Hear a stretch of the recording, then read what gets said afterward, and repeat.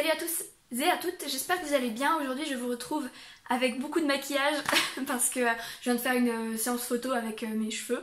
Donc voilà, je fais un maquillage assorti à mes cheveux. J'espère que ça ne vous empêchera pas de comprendre cette vidéo. En tout cas j'espère que vous allez bien. Je suis très heureuse de vous retrouver dans cette nouvelle vidéo à propos du véganisme et surtout pour parler d'un des sujets peut-être, ouais, encore une fois les plus utiles pour moi lorsqu'on vient parler du véganisme. Si vous me demandiez mon avis, je pense que vous ne seriez pas étonné de savoir que moi j'encouragerais n'importe qui à devenir complètement végane. Mais je trouve aussi que c'est déjà très bien de commencer par réduire sa consommation de viande et de produits laitiers. C'est pour ça que je fais cette vidéo aujourd'hui. Je pense que c'est d'abord un premier pas parce qu'on ne devient pas végane du jour au lendemain. Donc déjà commencer par réduire sa consommation, c'est déjà génial.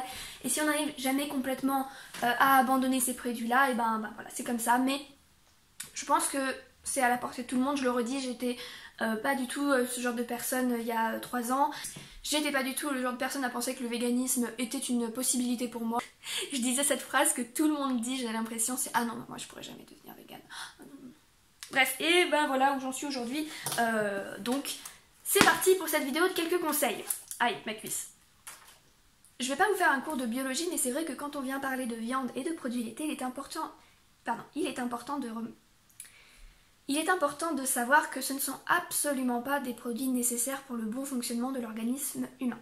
Prenez ou ne prenez pas cette information, les humains, à la différence de ce que tout le monde pense, ne sont pas omnivores, les humains sont frugivores.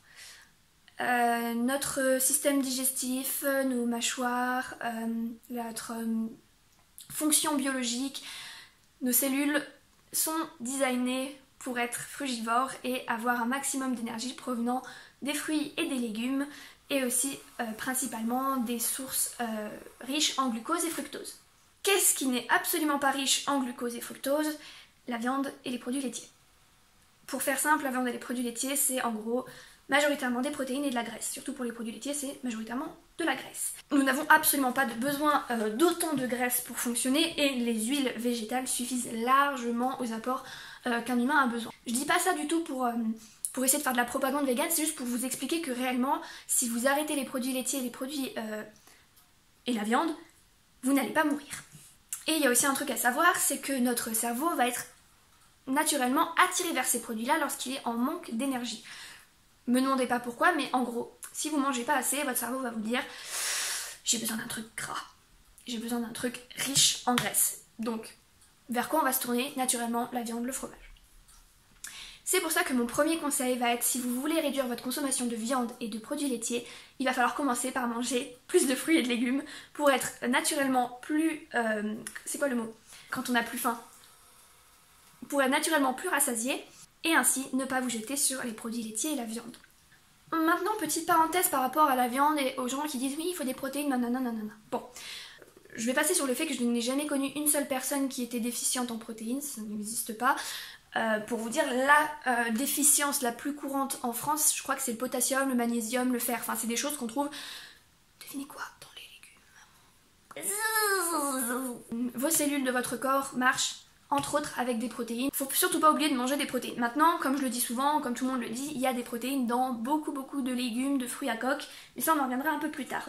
Maintenant, pour vous donner quelques petits exemples de protéines par lesquelles vous pouvez remplacer votre viande, on enlève progressivement les steaks, la viande, le saucisson, tout ça de notre alimentation pour le remplacer. Il ne faut pas l'enlever complètement, bien sûr. On va le remplacer par des protéines végétales. Mon premier conseil, ça va être de commencer par des simili-viandes, des choses qui ressemblent à de la viande, comme ça on n'est pas perdu pour créer nos plats, pour créer nos assiettes. Il y en a énormément dans les supermarchés de nos jours. Je trouve qu'en France, ça reste quand même assez accessible, donc là, il n'y a pas trop de soucis. Dans les protéines végétales les plus courantes, qui sont pour moi aussi très bonnes au niveau rapport qualité-prix, on a beaucoup de protéines dedans, mais ça reste pas cher et surtout faible en graisse. On a le trio magique selon moi, qui est absolument nécessaire lorsqu'on arrête de manger de la viande, qui sont le tofu, le tempeh et le seitan. Là, je vois vos têtes, le tofu, c'est pas bon. Breaking news, le tofu c'est pas bon. Je dis pas ça sur le ton de la rigolade, c'est vrai que le tofu blanc, pas cuit, sans assaisonnement, c'est dégueu. Maintenant ça s'apprend à se cuisiner, c'est comme la viande, hein. Vous faites revenir, vous faites mariner, mettez des épices, des jus, des choses et ça va devenir très bon. Enfin selon moi, voilà, c'est délicieux. Si vous voulez savoir, mon tofu préféré c'est le tofu fumé de la marque Cereal Life, je sais plus comment c'est, je vous mettrai une photo. C'est selon moi le meilleur tofu, c'est aussi le moins cher que j'ai pu trouver et je l'aime vraiment très très bon, je le fais juste revenir à la poêle. Voilà, tofu fumé, ma vie. Donc voilà, vous pouvez faire ça quelques fois par semaine, remplacer des petits repas par ce genre de simili-viande. Autre source très bonne en protéines, bien sûr, il y a les légumineuses, tout ce qui va être lentilles, haricots blancs, rouges, pois chiches, ouais, c'est déjà bien. Les fruits à coque aussi, amandes, noix de cajou, ouais, tous ces trucs-là. Maintenant, pour ce qui est des produits laitiers. Bon, les produits laitiers en France, il y a vraiment un gros business autour de ça. Bon, les classiques, les végétaux. Les laits végétaux, c'est selon moi une super alternative au lait de vache ou au lait de chèvre. Voilà, moi je vous dirais tester, je pense que vous serez conquis. Pour ce qui est de la crème, pareil, moi la crème soja, la crème d'amande, la crème de coco, c'est des crèmes que j'utilisais avant de devenir végane et qui m'ont toujours satisfaite. Je les trouve très bonnes, très faciles à cuisiner, voilà. Encore une fois, testez et vous allez voir. Maintenant, pour ce qui est du fromage, bon, c'est peut-être la chose qui est la plus difficile à arrêter, ou en tout cas dans les personnes que je connais autour de moi qui sont végétariennes, c'est peut-être la chose qui les empêche vraiment de devenir véganes. Surtout en France, la culture du fromage, attention, faut surtout pas y toucher quoi, c'est vraiment le truc, bon. Les fromages végétales, ça existe. Voilà, si vous le saviez pas, c'est cadeau. Étant pas une très grande adepte du fromage avant de devenir végane, personnellement, je les préférais déjà avant de devenir végane, je préférais les fromages végétales. J'avais été très curieuse donc j'avais voulu goûter et ça m'a vraiment conquise. Encore une fois, ils sont bien meilleurs pour la santé, bien avec un impact écologique bien plus faible et surtout, ils ne demandent pas d'utiliser le lait d'un autre mammifère qui n'est pas de notre espèce, tout simplement. Alors, où se procurer du fromage végétal, ça c'est un peu la grande question.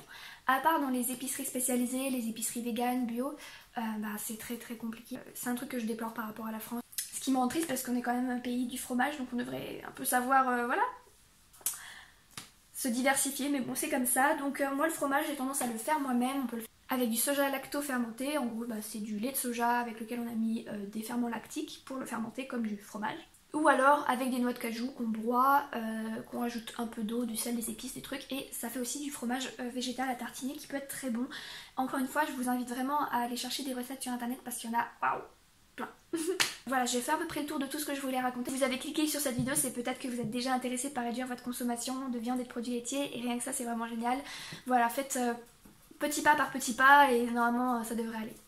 Je vous souhaite une super fin de journée, je vous aime très fort et surtout ne faites pas de mal aux animaux. Bye!